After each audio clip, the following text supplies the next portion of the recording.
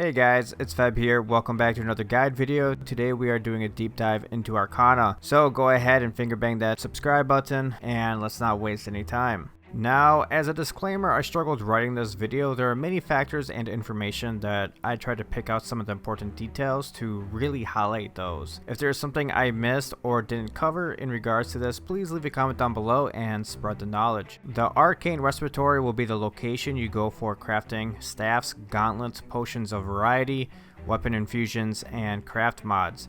Majority of these items crafted here will be used in tandem with the harvesting mechanic. You can find these on the settlement map. It's the triangle in a circle as I'm showing on screen now, so when you are looking for it, look for this icon. At launch, there will be a variety of locations holding a tier 3 station, being First Light, Monarch's Bluff, and Everfall, but that's where it stops. If you're looking for a tier 4, you have to wait till it's upgraded at a settlement. If you're trying to find out if it's been upgraded yet or not without traveling there, you may look at your map, select a settlement, and under the company it's controlled by, it will list all the levels for crafting, refining, and taxes. To identify what level an item needs to be crafted, you'll want to click on the item and look at the requirements.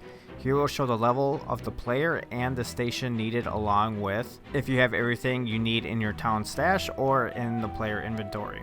With the basics of Arcana covered now, let's get into how to maximize your progression in this profession. When you first start out, you'll be limited to mostly weak potions for the first couple of levels, as these are the easiest to make with the majority of items found everywhere in the starter areas. But once this is completed, you want to look for this Arcana experience. This will show you how much Arcana experience crafting this item will grant you.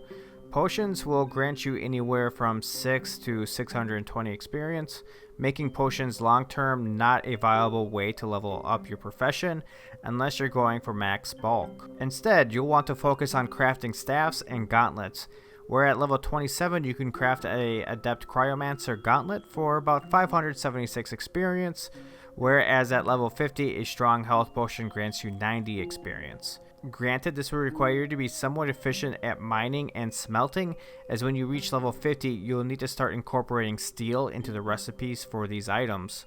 Granted, this is only if you intend on maxing your Arcana level the fastest way possible. Potions will still be useful during your playthrough. But to kind of touch back on the steel a little bit, this is where being in a company or playing with friends will be useful, as you can easily just get them from a friend. But as any profession, when you start to craft items at the higher tiers, you'll need outside material from other professions. However, at this point, you may also get them from the trading post. The time versus reward going equipment versus potions leans in the favor of the equipment. However, don't disregard the potions. As I said before, as you venture through Eternal, you'll gather plenty of materials on your travel, so don't forget to stop for every harvestable you see. Some of the most used harvestables in the game are currently medical regents, which are pretty much like life bloom leaves, gleaming lodestone, scalp and scales, halibut vesra. I don't know if I said that right, but I'm just go with me here. Also fungi and herbs. Oh, don't forget water. Water is the most heavily used in this profession.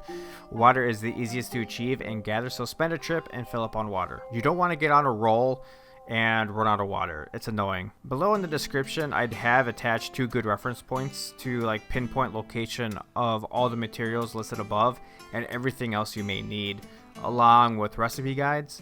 That way, anytime you're out gathering material, you may reference and see ingredients needed without needing to write it down or venture back into the settlement. So hopefully if you have 2 screens like I do, you can at least put these recipe guides on one screen and the map on the other side of the screen as well, so you can kind of look at it and figure it out. Now let's talk about the absorption and coating potions. Currently I see this as pointless, as the need for them are mostly non-existent.